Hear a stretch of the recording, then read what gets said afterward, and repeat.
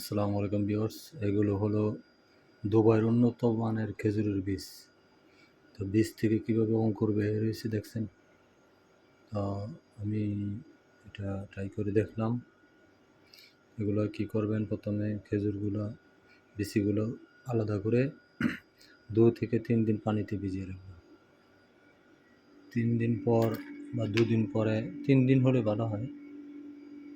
এগুলো টিস্যুর বাজের ভিতরে দিয়ে, এরকম উন্নত মানের বীজ টিস্যুর বাজের ভিতরে দিয়ে এরকম একটা কৌটা, কাচের হোক প্লাস্টিকের হোক, টিস্যুটা পুরোটা ভিজাবেন। তারপরে এই খেজুরের বীজগুলো সুন্দর করে টিস্যুর বাজের ভিতরে দিয়ে রাখবেন 6 থেকে 7 দিন। 7 দিন পরে এগুলো আলাদা করবেন। আলাদা করে দেখবেন এরকম সুন্দর চারা বা অঙ্কুর বের হয়েছে। ঠিক আছে, কোনোটা পিট দিয়ে, আবার কোনোটা না, সবগুলোই পিট দিয়ে বাইর হয়েছে।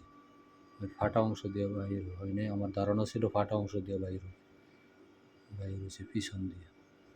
আপনারা যারা গাছপ্রেমী এবং উন্নত মানের খেজুর করতে চান, তারা এইভাবে ট্রাই করে দেখতে পারবেন।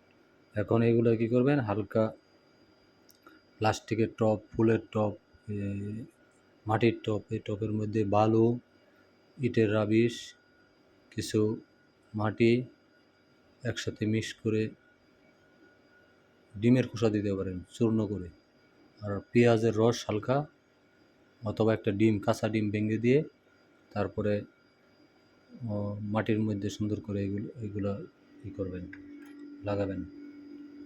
খেয়াল রাখবেন যেন না ভেঙে যায় অঙ্কুরগুলো, আর অঙ্কুরগুলো যেন মাটির নিচে না চলে যায়, হালকা বাহিরে থাকে যেন। এরকম করে আবার 6-7 দিন পরে দেখবেন সুন্দর গাছ হয়ে গেছে। ধন্যবাদ সবাইকে।